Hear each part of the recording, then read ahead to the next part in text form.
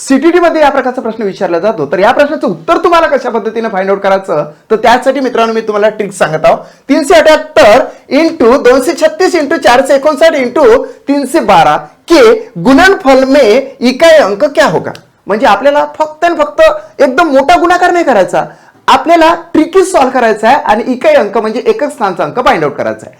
आता या ठिकाणी बघा 378 घ्यायचे का नाही, फक्त आणि फक्त एकक स्थानचा अंक 8 आपण टार्गेट करायचा. या ठिकाणी 6 घ्यायचा, या ठिकाणी 9 घ्यायचा आणि या ठिकाणी 2 घ्यायचा, म्हणजेच याचाच फक्त गुणाकार करायचा या ठिकाणी अशा पद्धतीने. मग मित्रांनो आपण हाही पूर्ण गुणाकार नाही करायचा, फक्त आणि फक्त काय करायचं, एकक स्थानचा अंक आपल्याला घेऊन पुढे पुढे जायचा आहे.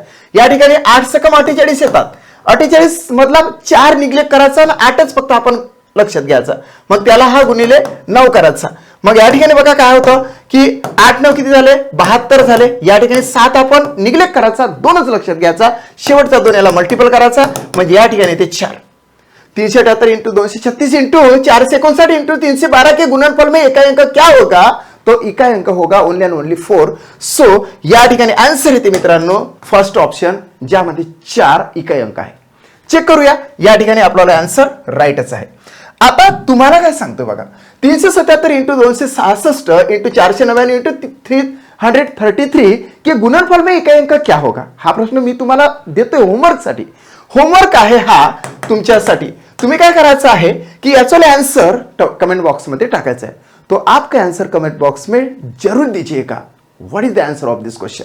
चला याचा आन्सर तुम्ही निश्चितचपणे कमेंट बॉक्स मध्ये टाका. तत्पूर्वी तुम्हाला एक सांगतो की जर का तुम्ही स्टडी मॅथ हे चॅनल सबस्क्राईब केलं नसेल तर चॅनल सबस्क्राईब करा. जर का तुम्हाला माझी व्हिडिओ आवडत असेल तर प्रत्येक व्हिडिओला लाईक करत चला आणि हा व्हिडिओ तुमच्या मित्रांपर्यंत जरूर शेअर करा.